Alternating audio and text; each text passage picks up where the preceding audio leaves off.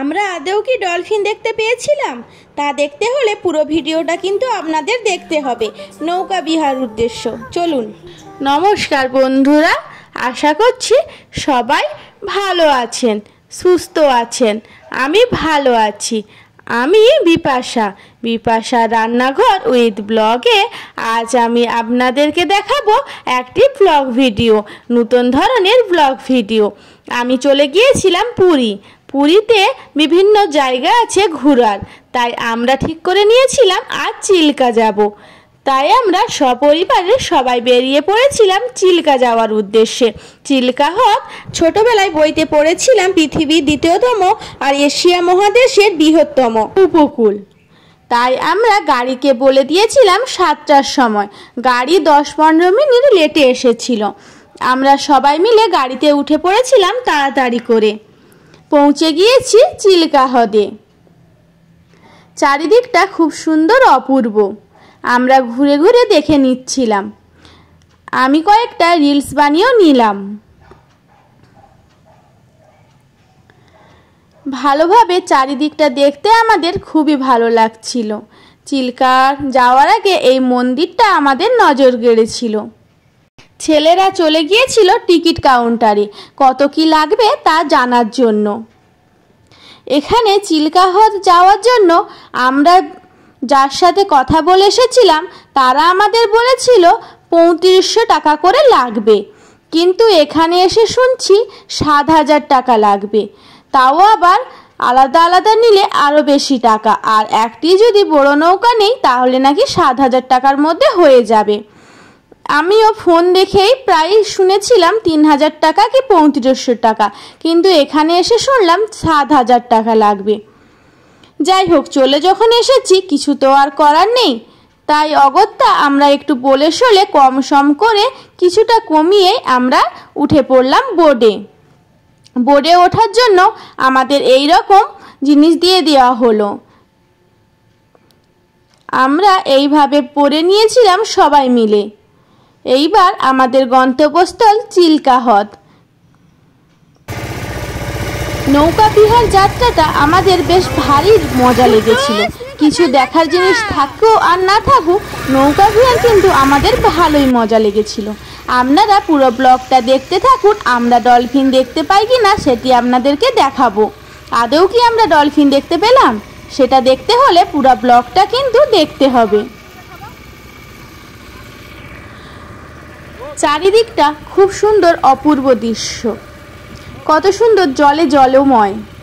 ওইভাবে দিয়ে রাখা আছে বলগুলো। যারা মাছ ধরে তারা এইভাবে কিন্তু চিহ্নিত করে রেখেছে জায়গা অনুপাতে জিনিস।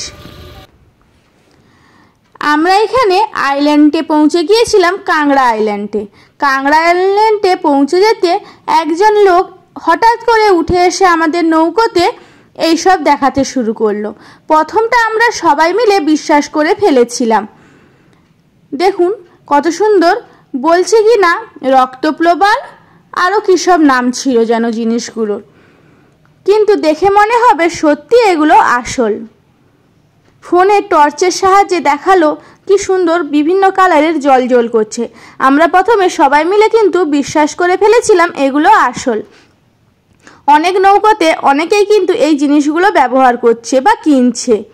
আপনারা কিন্তু এখানে এলে ভুলেও ঠকবেন না এই সব জিনিস নিয়ে।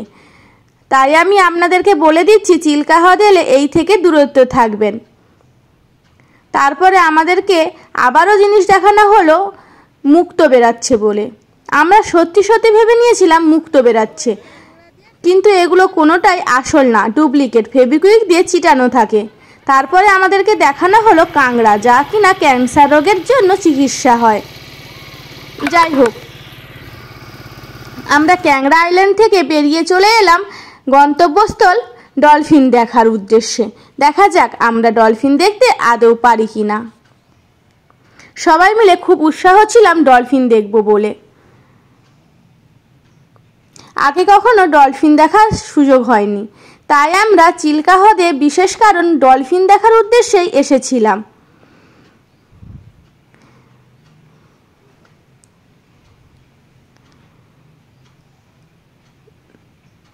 দেখুন কত সুন্দর ডলফিনগুলো খেলা করছে।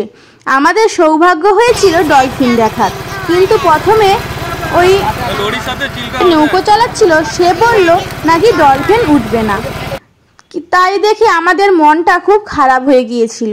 কিন্তু একটু দূর আগাতেই আমরা কিন্তু ডলফিনের দেখা পেলাম। এবার আমরা কয়েকটা রিলস বানিয়ে নিচ্ছিলাম। নৌকা বিহারের যাত্রাটা কিন্তু আমাদের ভারী মজা লেগেছিল। সবাই মিলে প্রায় 3 থেকে 4 ঘন্টা বেশ আনন্দ করেই কাটালাম। এরপরে চলে এসেছিলাম ঝাউবনের এক অপূর্ব দৃশ্য। ওখানে কুট্টুস ডাব খেয়ে নিল। চারিদিকটা ঝাউবনে মমো করছে। একে বলা হয় সি মাউথ। সরু সরু রাস্তা আছে আর চারিদিকটা ঝাউবনে ঘেরা। আমরা চলে গিয়েছিলাম ঝাউবন। এ পাশটা ছিল নদী আর ও পাশটা ছিল সমুদ্র। এই ক্যাকটাস গাছটা আমাদের ভারী অপূর্ব লেগেছিল আর নজর কেড়েছিল ক্যাকটাস গাছটা। এইখানে সমুদ্রের জলটা কিন্তু পুরোই নীল ছিল। পুরীর সমুদ্র কিছুটা ময়লা বালি বালি হলেও এখানের সমুদ্রটা ছিল পরিষ্কার সচ্ছল আর পুরোটাই কিন্তু নীল আকারের ছিল। তাই আমরা কয়েকটা রিলস বানিয়ে নিলাম। আপনারা যারা চিল্কা হ্রদ যাবেন বলে ভাবছেন, ভুলেও কিন্তু যাবেন না, কারণ ওখানে সেভাবে কিছুই দেখা নেই, শুধু শুধু টাকা খরচা। আমরা ভাত খেয়েছিলাম 100 টাকা, কাঁচা আলু সিদ্ধ, ডাল ভাত। তাই যদি কখনো চিল্কা যেতে হয় খাবার কিন্তু সঙ্গে করে নিয়ে যাবেন, আর যতটা পারবেন দূরত্বে থাকাই ভালো চিল্কা থেকে। আমার ভিডিওটা যদি ভালো লেগে থাকে লাইক শেয়ার কমেন্ট করে দিবেন। নমস্কার, ভালো থাকবেন।